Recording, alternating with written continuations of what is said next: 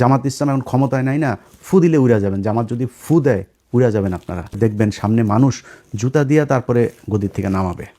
যেভাবে দেশ চালাচ্ছেন এইভাবে দেশ চলুক। এইটা অন্তত এইবারের এই পরিস্থিতিতে এসে এইরকম নির্বাচনে একটা সরকার এসে এরকমভাবে দেশ চালাবে, এটা এই দেশের মানুষ চায় নাই। আমরা চাই বিএনপি 5 বছর দেশ চালাক, সুন্দর করে চালাক।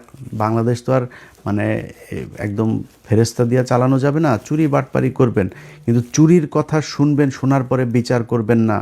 সেই পুলিশে আগের মতো করে করবেন, তারপরে আপনার চুরি করার জন্য টেন্ডারবাজি করবেন ওপেনে। আগের সেই একই সিস্টেমে দেশ চলবে, সরকার চলবে। এই জন্য ভাই 2000 মানুষ 2500 মানুষ মারা যায় নাই। অতএব খুব সাবধানে। বিএনপি গত কয়েকদিনে যদি আমরা পত্রিকার নিউজগুলো যদি খালি দেখি, প্রতিটা দিন আপনারা যা করছেন তার উপরে এসে আবার আওয়ামী লীগের লোকজনকে ছেড়ে দিচ্ছেন। এই সমন্বয়ক এরে কোপায় ওরে কোপায়, এগুলো নিয়ে নিউজও হচ্ছে না। এবং আমি খুব আশ্চর্য হচ্ছি যে এনসিপির পোলাপানগুলো চুপ। তাদের এনসিপির বড় নেতা যারা, তারা বিভিন্ন বিষয় নিয়ে কথা বলে। তাদের সমন্বয়ক মোহাম্মদপুরে একটা ছেলেরে কুপিয়েছে, এই দিন মৎস্য ভবনের সামনে আরেকটা ছেলেরে কুপিয়েছে। এটা নিয়ে নিউজই, ওদের ফেসবুক একটা পোস্টও করে নেই ওরা। এইভাবে মানে করে তারপরে চলছে। এই ফাঁকে আপনারা আওয়ামী লীগের লোকজনকে সমানে জামিন দিয়ে বের করে দিচ্ছেন। প্রতিদিন দলে দলে মানুষ বের হচ্ছে জেলখানা থেকে, শুনছি। তো আমরা চুপ করে আসছি যে কেন? আপনারা যদি ভালো মনে করেন, আপনাদের যদি সমস্যা না হয়, আওয়ামী লীগ বের হইলে তো জামাতের সমস্যা না।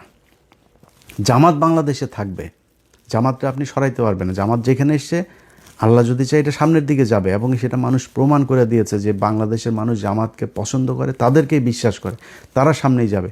সামনে আপনারা মুক্তিযোদ্ধার চেতনার দল না, আওয়ামী লীগ কিন্তু মুক্তিযোদ্ধার মূল মানে মালিক, কিন্তু এই 54 বছরে নিজেদেরকে ওই জায়গায় নিয়ে গিয়েছে তারা। ইতিহাস পুরোটা তাদের মতো করে তৈরি করেছে। এইখানে আপনি যত কিছুই প্রমাণ করতে যান, সব শেষ যেটা প্রমাণ করতে পারবেন, জিয়াউর রহমান স্বাধীনতার ঘোষণা দিয়েছিল। তো জিয়াউর রহমান স্বাধীনতার ঘোষণা, সেই ইতিহাস তো শেখ মুজিব হলো স্বাধীনতার স্থপতি, পিতা। তা আপনি সেখানে শিশু, আপনি সেই পিতার শিশু হয়ে আপনি তো রাস্তায় থাকতে পারবেন না। সো আওয়ামী লীগ থাকবে যদি আপনি স্বাধীনতার চেতনাধারী হইতে চান, আর জামাত থাকবে। সো আপনাকে ডিসাইড করতে হবে আপনি থাকবেন না আওয়ামী লীগ থাকবে। যদি আওয়ামী লীগকে নিয়ে আসেন, এটা জামাতের কোনো সমস্যা নাই। আমি আজ থেকে সেই 6 মাস আগের জামাতের আমিরের সাথে আমার এখানে দেখা হয়, আমি বলেছিলাম যে ভাই, আমি আপনার একটা বেয়াদবি না নিলে একটা রিকোয়েস্ট করবো। হ্যাঁ, কী? আমার হচ্ছে আওয়ামী লীগকে এবার নির্বাচনে আসতে দেন। উনি সোফায়, আমরা দুজন পাশাপাশি বসে, উনি পা উঠে, কেন ইলিয়াস, কেন, কী? আমি বললাম এই যদি নাকি এদেরকে আনেন, এদের ভোট কিন্তু বিএনপিকে দিবে, এদেরকে আসতে দেন, 2 দলে ভাগ হবে, মাঝখান দিয়ে আপনারা ক্ষমতায় যাবেন।